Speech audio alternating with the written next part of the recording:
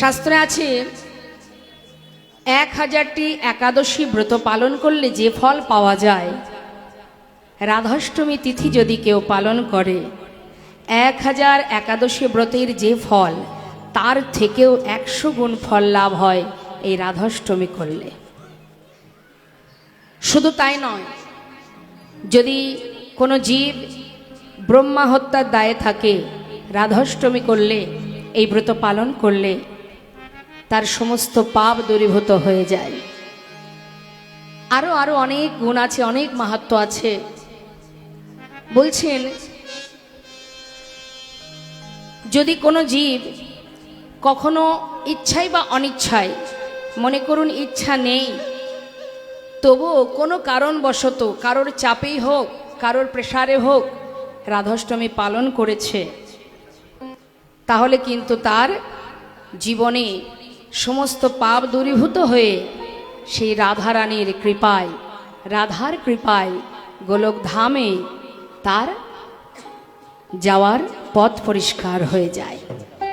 গোলকধামে বিরাজ করতে পারে যদি রাধাষ্টমী পালন করতে পারে। রাধাষ্টমী পালন আপনারা করতে পারেন। আপনারা যেমনভাবে জন্মাষ্টমী করেছেন, প্রথম দিন রাধাষ্টমীর আগের দিন থেকে পরের দিন রাধাষ্টমী এবং তার পরের দিন পর্যন্ত আপনারা যেভাবে অষ্টমী করেছেন জন্মাষ্টমী, আর যদি না পারেন তাহলে আপনারা দুপুরবেলা পর্যন্ত, দুপুর পর্যন্ত রাধারানীর আবির্ভাব দিতে হয়েছিল, সময়টা হলো দুপুরবেলা, দুপুর পর্যন্ত আপনারা উপোস থাকতে পারেন, নির্জলা উপোস, তারপরে আপনারা সেবা করতে পারেন। আর যদি পারেন তাহলে আগের দিন থেকে রাষ্ট্রমীর পরের দিন পর্যন্ত আপনারা যেভাবে একাদশী আমরা করি, মনে করুন যারা আমিষ আহার করেন, আগের দিন আমিষ আহার করা যাবে না এবং পরের দিনও প্রসাদ পেতে হবে। অষ্টমী তিথি, জন্মাষ্টমী তিথিতে যেভাবে আপনারা পালন করেছেন, সারাদিন রাধারানী পূজা অর্চনা করবেন, ব্রত করবেন, হরিনাম করবেন এবং তারপরের দিন আপনারা অন্নপ্রসাদ পাবেন। আর যদি কেউ না পারেন তাহলে আপনারা দুপুর পর্যন্ত পালন করে তারপরে অন্ন সেবা করতে পারেন। রাধাষ্টমী তিথির অনেক অনেক মাহাত্ম্য আছে। যদি কৃষ্ণ কৃপা পেতে হয় তাহলে রাধার কৃপা প্রয়োজন। তো সেটা পরপর আমরা সেই শুভ দিনগুলো আমরা পাবো, অবশ্যই আপনারা পালন করবেন। শাস্ত্রে এও আছে, যদি কেউ রাধাষ্টমী পালন নাও করতে পারে, যদি না করে, তাহলে তার অনন্তকাল নরকবাস হয়ে যায়। তো আমরা সেই সুযোগ কেন হাতছাড়া করব? আমরা আগামীতে রাধাষ্টমী পালন করব। কৌশিকী একাদশী, কৌশিকী অমাবস্যা আছে, আপনারা পালন করতে পারেন।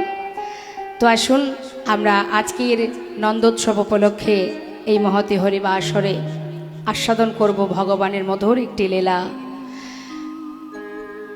সকলের অনুরোধে আস্বাদনের বিষয় ভগবান শ্রীকৃষ্ণের প্রিয় ভক্ত কৃষ্ণ সুদামা।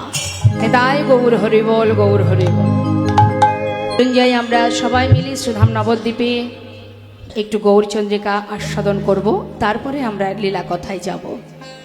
তো একবার দেখব আপনারা কে কে গেছেন নবদ্বীপ ধামে গৌর দর্শনে, একটু দেখাবেন, হাত তুলবেন, কে কে গেছেন নবদ্বীপ ধাম। বেশ, তাহলে চলুন আমরা সবাই নবদ্বীপ ধামে গিয়ে একটু গৌরচন্দ্রিকা, গৌর কথা শ্রবণ করব। জয় রাধে রাধেশ্যাম, জয় নিতাই, জয় গৌর হরিবল। লীলা পরিবেশনে ভুল ত্রুটি হলে সন্তান জ্ঞানে সকলে ক্ষমা করবেন।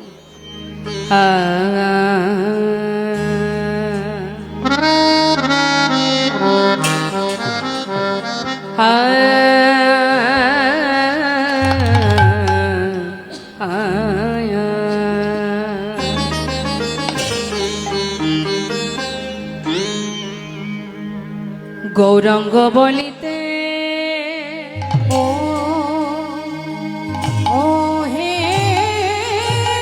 একবার উলুধ্বনি নিতাই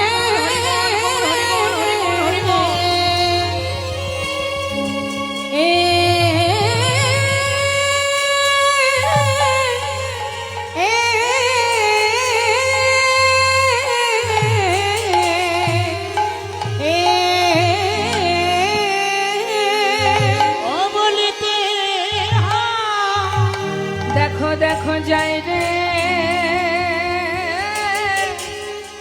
গোরা রে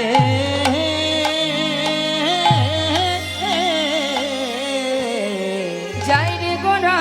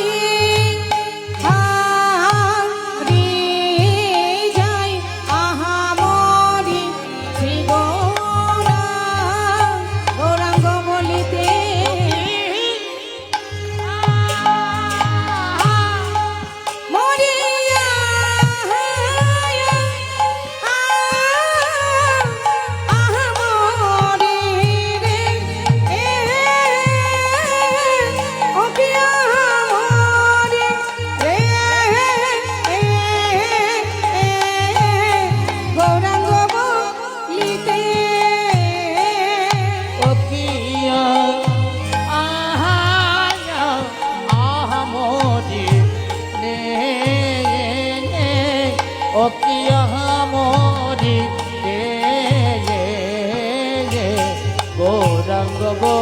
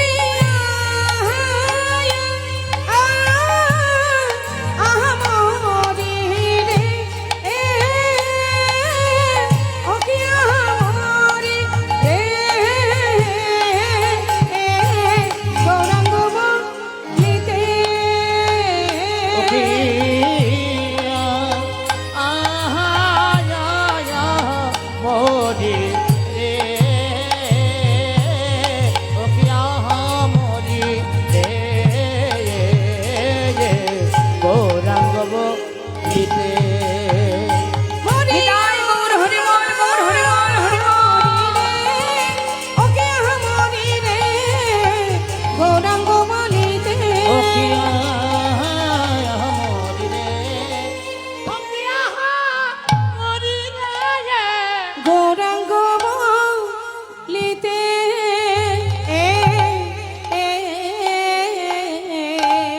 গৌরাঙ্গ বলিতে হবে পুলকশরী অগহরি হরি বদনে আর নয়নে বাহিনী নয়নে বাহিনী।